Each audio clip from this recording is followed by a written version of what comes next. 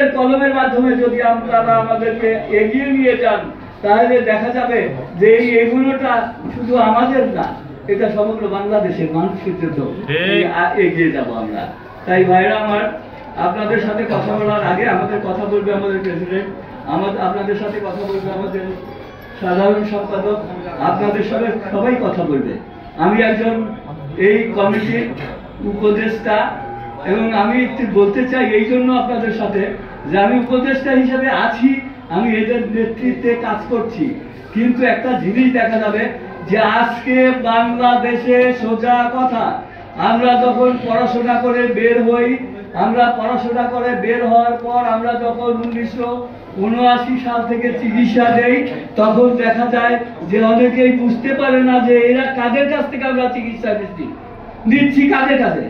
এই চিকিৎসাটাকে আস্থা অর্জন করার জন্য এদেশের প্রধান রাষ্ট্রপতি, তৎকালীন রাষ্ট্রপতি এবং স্বাস্থ্য মন্ত্রণালয়ের সবচেয়ে বড় যারা কর্মকর্তাবৃন্দ এবং যারা আমাদের স্বাস্থ্য পরিচালক মন্ডলী, এরা বিভিন্নভাবে ডিসিশন নেয় যে জনগণের আস্থা অর্জন করতে গেলে তাদেরকে কি করতে হবে। আর এই জনগণের আস্থা অর্জন করতে গেলে তাদেরকে কি করতে হবে, প্রধান যেখান থেকে চিকিৎসক হিসাবে যাদের স্বীকৃতি দেওয়া হয় বিএমডিসির মাধ্যম থেকে আমাদেরকে স্বীকৃতি দেওয়ার জন্য রেজিস্ট্রেশন প্রদান করেন এমবিবিএস ডাক্তারদের, রেজিস্ট্রেশন প্রদান করেন বিটিএস ডাক্তারদের, এবং রেজিস্ট্রেশন প্রদান করেন গত 40 বছর ধরে আমাদের। এই আস্থা অর্জন করার জন্য কিন্তু আমরা রেজিস্ট্রেশন মুক্ত চিকিৎসক সারা বাংলাদেশে চিকিৎসা দেই, এবং চিকিৎসক হিসাবে এটা কিন্তু আমরা নেই নাই, এইটা আমাদেরকে আস্থা অর্জন করার জন্য এ দেশের যে স্বাস্থ্য ব্যবস্থায় যারা সম্পূর্ণরূপে অভিজ্ঞ, তারাই কিন্তু আমাদের বিএমডিসি থেকে রেজিস্ট্রেশন দিয়েছে এবং আমাদের রেজিস্ট্রেশন দিয়েছে আপনারা চিকিৎসা করেন। সেই হিসাবে কিন্তু ভাইরা আমার, আমরা চিকিৎসা করছি। দ্বিতীয় কথা হচ্ছে, চিকিৎসা করতে গিয়ে দেখেছি যে আমাদের নামের পরিবর্তন একটা দরকার, অর্থাৎ আমাদের নামটাকে জনগণের মধ্যে আস্থা অর্জন করার জন্য কি করা যায়। রাষ্ট্রপতি, প্রেসিডেন্ট আমাদেরকে একটা গেজেটের মাধ্যমে আমাদের নাম উপসহকারী কমিউনিটি মেডিকেল অফিসার রাখে। আমাদের নাম চাকরি ক্ষেত্রে আমাদের পদবি আমরা উপসহকারী কমিউনিটি মেডিকেল অফিসার। উপসহকারী কমিউনিটি মেডিকেল অফিসার হিসেবে আমরা যথাযথভাবে তাদেরকে চাকরি দিই। দেখা যায় যে এই কারণে আপনার উপসহকারী কমিউনিটি মেডিকেল অফিসাররা এইভাবে চাকরি করে যারা গ্রাম পর্যায়ে মানুষের, দুঃখী মানুষের সাথে, প্রান্তিক পর্যায়ে গরিব মানুষের সাথে একসাথে থেকে তাদেরকে চিকিৎসা দেয়। এই চিকিৎসা দেওয়ার এক পর্বে দেখা যায় যে আমরা চিকিৎসা দেই, আমাদের মা বোনেরা, আমাদের ভাইয়েরা যারা চিকিৎসার জন্য আস্থা অর্জন করে গেছে আমাদের কাছে গেছে, মাত্র 50 টাকা, মাত্র 100 টাকা, মাত্র 150 টাকা দিয়ে আমাদের কাছে চিকিৎসা নেয়। আমরা প্রান্তিক পর্যায়ে প্রাথমিক অবস্থায় যে চিকিৎসা দেই, সেই চিকিৎসা অনুযায়ী আমাদের লোকজন, দেশের লোকজন ভালো হয়ে যায়। ভালো হওয়ার কারণে যখন দেখা যায় যে দেশের চিকিৎসা ব্যবস্থা একটা সুন্দরভাবে পরিচালিত হচ্ছে, তখন অনেকেই চিন্তা করছেন যে এই লোকরা যদি 50 টাকা দিয়ে গ্রামীণ জনগণকে চিকিৎসা করে, তাহলে আমাদের কাছে তো লোকজন আসবে না।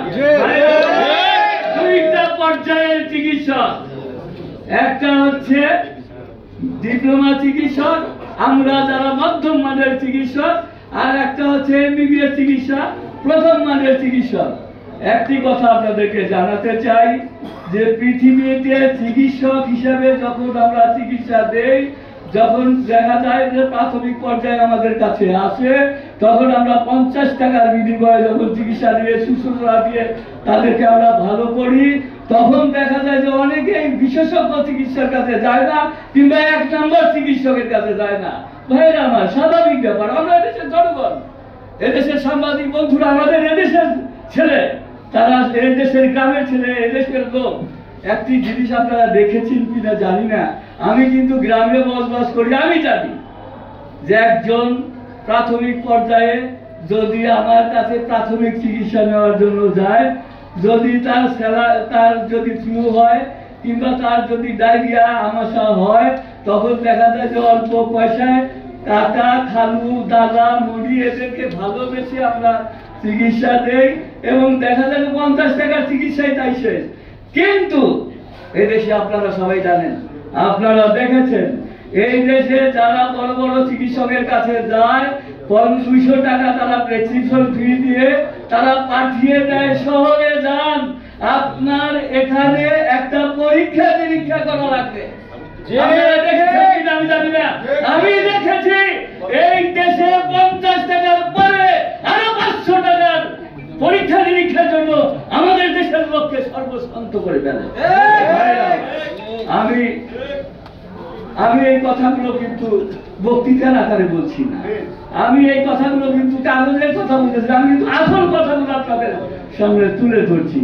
আপনারা জানেন আমাদের দেশকে বাঁচাতে হবে, আমার দেশের মৌলিক মানুষকে বাঁচাতে হবে। সেই জন্য আস্থা অর্জন করার জন্য এই দেশে 3 শ্রেণীকে ডাক্তার হিসাবে 3 শ্রেণীর কাছে মানুষ যায়। 1 শ্রেণী এমবিবিএস বিশেষজ্ঞ চিকিৎসক, 1 শ্রেণী এমবিবিএস চিকিৎসক, আর 1 শ্রেণী ডিএমএস চিকিৎসক। যেহেতু এই দেশে আপনারা জানেন কিনা জানি না, সবার জানা উচিত 2010 সালের আইনের আগে কারো নামের পূর্বে চিকিৎসক লেখা ছিল না, কিন্তু এদের কি করছে?